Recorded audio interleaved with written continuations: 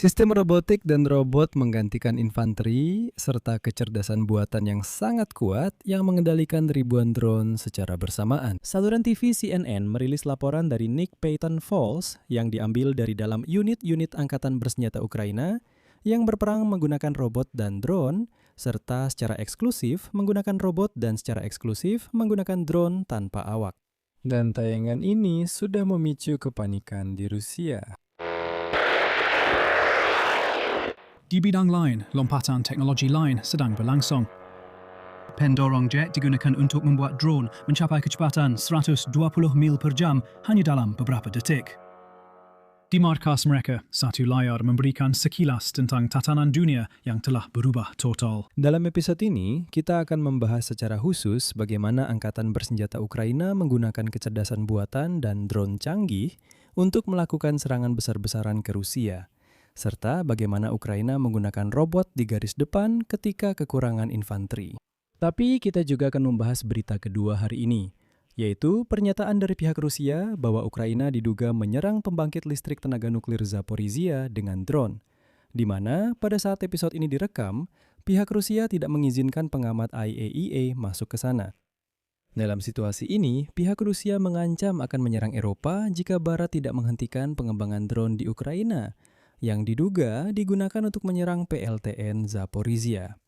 Jadi, kedua berita ini saling berkaitan. Orang Rusia melihat keberhasilan yang dicapai oleh angkatan bersenjata Ukraina dalam penggunaan drone, dan mereka mencoba mendiskreditkan keberhasilan ini dengan serangan fiktif terhadap PLTN Zaporizhia.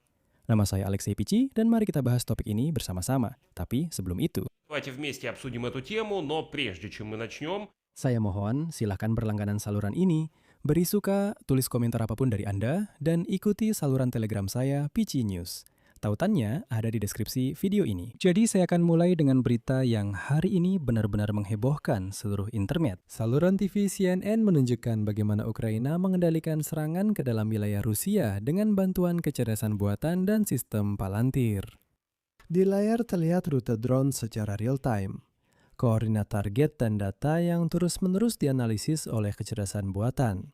Dan yang penting, kecerdasan buatan membantu menyerang Rusia secara spesifik dengan menemukan celah dalam sistem pertahanan udara. Laporan besar tentang robot di garis depan dan drone yang menyerang Rusia ini, jurnalis Nick Paton Falls membukanya dengan kata-kata berikut. 9 bulan yang lalu, Ukraina berada di ambang kehancuran. Kekurangan orang, uang, dan tampak kehilangan arah. Falls dari oposisi. Hari ini situasinya telah berubah. Dan bukan karena gelombang mobilisasi baru, tetapi berkat teknologi. Dan inilah Falls mengunjungi unit-unit Ukraina yang berperang dengan robot dan drone. Jurnalis tersebut telah mengunjungi beberapa tempat. Di garis depan, di mana robot-robot troli, seperti yang mereka sebut, membawa amunisi menggantikan tentara. Dan di pusat komando serangan jarak jauh, di mana para veteran Avdiivka dan Bakhmut sekarang duduk di kursi gaming seperti ini. Dan mereka mengendalikan serangan dari jarak ratusan kilometer dari target. Seperti Mereka dengan cepat datang untuk mempersiapkan senjata seperti 5 bagian pistol dan pistol yang perlahan bergerak di kebun petani yang sunyi. Untuk perjalanan ke garis depan selama 10 jam. to the front line. Pekerjaan yang biasanya membutuhkan puluhan orang dengan risiko yang sangat besar. Pindahkan untuk memasok posisi garis depan dengan amunisi sekarang akan diotomatisasi. Pada titik ini, mungkin saja Disinilah kendali jarak jauh mulai berperan. Ini adalah kargo yang sangat mendesak. Pasukan tertahan selama berbulan-bulan. Kami sedang berada di dalam sesuatu yang baru dan langka. Serangan malam terhadap 3 posisi garis depan Rusia di timur, semuanya dilakukan oleh 6 robot penyerang darat. Pakai santai supaya mereka tidak terlihat saat masuk ke bunker di sini. Permainan kursi, sebuah drone di langit membantu membimbing robot di darat. Di bidang lain, lompatan teknologi lainnya sedang berlangsung. Pendorong jet digunakan untuk membuat drone mencapai kecepatan 120 mil per jam hanya dalam beberapa detik. Di markas mereka, satu layar memberikan gambaran tentang tatanan dunia yang telah berubah total. Puluhan drone Ukraina berkeliaran di dalam wilayah Rusia. Kode, koordinat, target, didukung AI berdenyut di layar lebih cepat daripada yang bisa dibaca oleh mata Anda. Rusia yang sering dianggap sebagai kekuatan militer terbesar ketiga menjadi mangsa serangkaian laptop. Ini adalah keunggulan terbesar kami dan alasan mengapa sangat sulit bagi Rusia untuk menghancurkan program ini. Karena kami berpencar, kami tidak memiliki pusat bersama dan menggunakan puluhan tempat. Selain itu, perangkat lunak ini memberi kami kesempatan untuk bekerja dengan ribuan UAV. Drone Luti dapat membawa muatan besar sejauh lebih dari 1.200 mil. Saya bahkan tidak pernah membayangkan hal itu. Tapi saya mengerti bahwa jika pada saat itu ada alat seperti ini, lebih banyak rekan saya yang akan tetap hidup. Selanjutnya dalam liputan ini ditunjukkan dan dijelaskan bagaimana di pos komando Direktorat Intelijen Utama Kementerian Pertahanan Ukraina, sistem Prisma yang sudah dikenal bekerja. Ini adalah antarmuka perangkat lunak yang dikembangkan bersama dengan perusahaan Amerika, Palantir. Di layar terlihat rute drone secara waktu nyata, koordinat target, serta aliran data dari puluhan bahkan ratusan perangkat secara bersamaan. Artinya, semua drone yang saat ini sedang beroperasi, baik di garis depan, melakukan serangan, maupun melakukan pengintaian di wilayah Rusia, langsung mengirimkan sinyal mereka ke dalam satu sistem terpadu yang membentuk ekosistem nyata di mana semua kelemahan pertahanan Rusia tercatat. Dan kecerdasan buatanlah yang membantu drone pada akhirnya menyerang target-target Rusia dengan menghindari segala bentuk pertahanan. Seperti yang dijelaskan oleh para militer, prinsip utama dari sistem ini adalah sebagai berikut. Kecerdasan buatan menganalisis titik-titik di mana peralatan pertahanan udara Rusia menembak jatuh drone, dan kemudian membuat jalur baru melalui celah-celah yang terbentuk. Dengan setiap serangan, algoritma belajar dan mulai memahami logika pergerakan pertahanan udara Rusia, sehingga rute drone berikutnya menjadi lebih akurat dibandingkan sebelumnya. Dan yang penting, komandan dengan nama Sandi Vector mengatakan bahwa pusat-pusat seperti ini ada beberapa dan tersebar di seluruh wilayah negara, sehingga penghancuran satu pusat sama sekali tidak menghentikan semuanya. Saya ingatkan tentang pembentukan sistem Prisma. Pada awal Mei, Menteri Pertahanan Ukraina Mikhail Fedorov secara resmi mengumumkan hal ini setelah bertemu dengan kepala perusahaan Palantir, Alex Karp, yang saat itu datang langsung ke Kiev. Menurut Karp, Palantir saat ini bertanggung jawab atas sebagian besar penentuan target di Ukraina. Jadi, Vladimir Putin bisa saja menempatkan sistem pertahanan udaranya di atap-atap rumah penduduk sesuka hati. Saya ingatkan, sudah ada rekaman bagaimana mereka memasang dinding pelindung di gedung kaca langsung dari helikopter. Mereka bisa melakukan itu sebanyak yang mereka mau. Faktanya, drone-drone Ukraina dengan bantuan kecerdasan buatan tetap akan menemukan cara untuk melewati perlindungan itu. Dan ternyata, serangan di Moskow pada bulan Mei itu adalah contoh nyata bagaimana kecerdasan buatan membantu drone untuk melewati pertahanan udara. Meskipun, saya ingatkan, Moskow dianggap sebagai kota yang paling terlindungi di Rusia. Secara bersamaan, CNN juga menampilkan unit-unit robot darat, kendaraan beroda 4 dengan muatan bahan peledak yang besar, yang berarti mereka bergerak untuk menyerang. Dan orang-orang Rusia sudah menyebutnya sebagai maut senyap. Masalahnya, kendaraan ini baru bisa terdengar ketika sudah berada 10 meter dari Anda. Sejak Januari, hanya satu unit seperti itu yang telah melakukan 22.000 operasi tempur. Presiden Ukraina Volodymyr Zelensky menyatakan bahwa pada bulan April, pasukan Ukraina untuk pertama kalinya merebut posisi Rusia hanya dengan menggunakan robot tanpa satupun prajurit infanteri. Inti dari strategi ini adalah sebagai berikut.